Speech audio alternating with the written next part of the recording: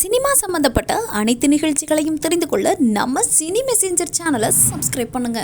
Editing வந்து ஒரு ஒரு ஃபிலிம் டைரக்டருக்கு வந்து எடிட்டர் அண்ட் எடிட்டிங் ரூம் வந்து ஒரு ஃபிலிம் டைரக்டருக்கு, ஒரு அசிஸ்டன்ட் டைரக்டருக்கு ரொம்ப இன்டிமேட்டான ஒரு ஸ்பேஸ். நம்ம அதிக நேரம் ஸ்பெண்ட் பண்ணுறது வந்து அங்கே தான். எடிட்டரோட ஒர்க் பண்ணுறதா இருக்கட்டும், அசிஸ்டன்ட் எடிட்டர்ஸோட இன்ட்ராக்ட் பண்ணுறதா இருக்கட்டும். அண்டு சினிமாவில் நான் பார்க்குறது எப்படின்னா, நம்ம என்ன தப்பு வேணால் ஷூட்டிங் ஸ்பாட்டில் பண்ணலாம், எடிட்டிங்கில் வந்து கரெக்ட் பண்ணிட முடியும் அப்படின்ற ஒரு தைரியம் வந்து என்ன மாதிரி ஸ்டைலில் படம் எடுக்கிறவங்களுக்கு வந்து இந்த எடிட்டிங் ரூம் ஸ்ட்ராங்காக இல்லைன்னா நம்ம படம்லாம் வந்தே சேராது. அந்த மாதிரி ஒரு இடத்துல தான் இருக்கும். அண்ட் அதுக்கு காரணம் வந்து நான் வந்து 2 எக்ஸ்ட்ராடினரி எக்ஸப்ஷனல் எடிட்டர்ஸோடு நான் ஒர்க் பண்ணது தான். பாலு மகேந்திரா சார், அவர் எடிட்டிங் யூனியனில் மெம்பராக இருந்திருக்காரு. நான் அவரோட அசிஸ்டன்ட் டைரக்டராக ஒர்க் பண்ணும்போது அவர் நிறைய பேர் வந்து அவருடைய சினிமாட்டோகிராஃபி பற்றி பேசுவாங்க, அவருடைய ரைட்டிங் பற்றி பேசுவாங்க, அவரோட டைரக்ஷன் பற்றி பேசுவாங்க. பட் நான் அவரை பக்கத்தில் இருந்து பார்த்ததில் அவர் மாதிரி அவருடைய அத்தனை ஸ்கில் செட்ஸ்லேயும் அவருடைய எடிட்டிங் எபிலிட்டி, அவரோட அசிஸ்டன்ஸ் எல்லாருக்குமே தெரியும். அவர் ஒரு எடிட்டராக ஒரு தலைச்சிறந்த எடிட்டர். அவருடைய அந்த சென்ஸ், எடிட்டிங் சென்ஸ், அந்த ரிதம், அவருடைய படங்கள் எல்லாத்துலேயுமே அந்த ரிதம் இருக்கும். அவரோட ஒர்க் பண்ண எல்லா உதவியாளர்களுக்குமே வந்து அந்த எடிட்டிங் சென்ஸ் கொஞ்சம் இருக்கும். அண்ட் எடிட்டிங்கை கற்றுக்கிற அந்த ஒரு பேஷனும் இருக்கும். நான் அதுக்கப்புறம் ஒர்க் பண்ணதுன்னா வந்து நான் அசிஸ்டன்ட் டைரக்டராக ஒர்க் பண்ணும்போது, கதிர் சாரோட ஒர்க் பண்ணும்போது விஜயன் சார் எடிட் பண்ணாங்க கதிர் சாரோட படங்கள். அப்போ அங்கே ஒர்க் பண்ணும்போது எனக்கு அங்கே நிறைய அசிஸ்டன்ட் எடிட்டர்ஸோட ஒரு பழக்கம் இருக்கும்.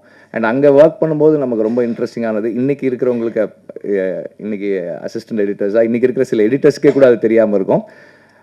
அந்த ஒரு ஃப்ரேமாக கட் பண்ணி டப்பாவில் போட்டு வச்சுட்டு, இந்த 3வது ரேலு அந்த சீன், அந்த ஃப்ரேம் எடுனா ஒரு 4 ஃப்ரேம் எடுத்துகிட்டு வந்து திரும்ப சேர்க்குறது, ஒட்டுறது, அந்த மேனுவலாக பார்க்கும்போது ஒரு 4 ஃப்ரேம் ட்ரிம் பண்ணுறதுன்றது இவ்வளோ பெருசு இருக்கும் 4 ஃப்ரேமு. அப்போ 4 ஃப்ரேம் குறைச்சா இவ்வளோ லெங்க்த்து குறையுன்றது வந்து நம்ம ஃபிசிக்கலாக எக்ஸ்பீரியன்ஸ் பண்ணுற அந்த அனுபவங்கள், இது எல்லாமே சேர்ந்து தான் வந்து நம்மளை ஒரு ஃபில்ம் மேக்கராக கம்ப்ளீட் பண்ணுதுன்னு நினைக்கிறேன் நான். அண்ட் எனக்கு எப்போதுமே முதல் படத்துலேருந்து என்னோடய எடிட்டர்ஸ் வந்து என் கூடவே இருந்து என்னுடைய படங்களை வந்து உருவாக்குறாங்க. நான் எப்போதுமே சொல்கிறது என்னென்னா, நம்ம பேப்பரில் ஒன்று எழுதிடுறோம், அதை கொண்டு போய் ஷூட்டிங் ஸ்பாட்டில் தொலைச்சிடுறோம். அது நம்ம ஒன்று எழுதியிருப்போம், என்னவோ ஒன்று எடுத்திருப்போம், திரும்ப இந்த பேப்பரில் எழுதி ஷூட்டிங் ஸ்பாட்டில் தொலைச்சதை கண்டுபிடிக்கிற இடம் தான் எடிட்டிங் டேபிள். இங்கே வந்து எதையாவது கண்டுபிடிச்சி எடுத்துட்டோம்னா நம்ம தப்பிச்சுக்குவோம். அப்படி தான் இருக்கும். அதை ரொம்ப திறம்பட எனக்கு செஞ்சு கொடுக்குற என்னுடைய எடிட்டர்ஸ், ஃபர்ஸ்ட் படம் வந்து விஜயன் சார் பண்ணாங்க, அதுக்கப்புறம் கிஷோர் பண்ணார், அப்புறம் வெங்கடேஷ் பண்ணார், இப்போ ராமர் பண்ணிட்டு இருக்காரு, எல்லாருமே பண்ணுறாங்க. எல்லாருக்கும் ஒரு விஷயம், நான் ஒர்க் பண்ண எல்லா எடிட்டர்ஸுக்குமே ஒரு விஷயம் நான் நிறைய பார்க்குறது என்னென்னா, அந்த கமிட்மெண்ட், டெடிகேஷன்.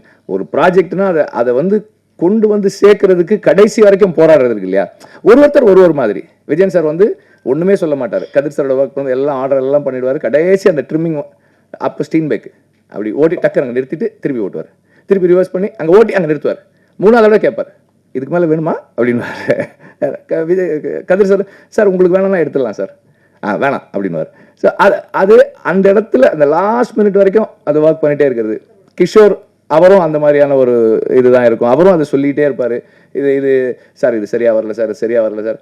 ராம் வந்து சொல்லவே வேணாம், ராமர் செட் ஆகிற வரைக்கும் சார் இல்லை சார் இது சரியா இல்லை சார், இல்லை சார் இது வேணாம் சார், இன்னும் கொஞ்சம் பண்ணலாம் சார், குறைக்கலாமா சார், குறைக்கலாமா, தொடர்ந்து கேட்டுக்கிட்டே இருந்து நம்முடைய கான்ஷியன்ஸ் மாதிரி, அந்த ஸ்கிரிப்ட் ரைட்டருக்கும் டைரக்டருக்கும் வந்து கான்ஷியன்ஸ் மாதிரி, டெவில்ஸ் அட்வொகேட்னு சொல்கிற மாதிரி தொடர்ந்து நம்மளை கேள்வி கேட்டு நம்மளை வந்து சரியான இடத்துக்கு நகர்த்துற வேலையை செய்யக்கூடிய எடிட்டர்ஸ். அந்த யூனியன் அதனுடைய ஒரு புது பிளட் உள்ளே வந்திருக்கு. I'm very happy.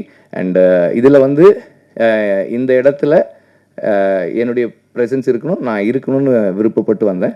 அண்டு இதுக்கு முன்னாடி இருந்த ஒர்க் பண்ண யூனியனுடைய அந்த தலைமைக்கும் இன்னைக்கு இருக்கிற இந்த யூனியனுடைய தலைமையும் ஒன்றா சேர்ந்து அடுத்தடுத்த லெவலுக்கு இதை கொண்டு போகணும்னு நான் கேட்டுக்கிறேன்.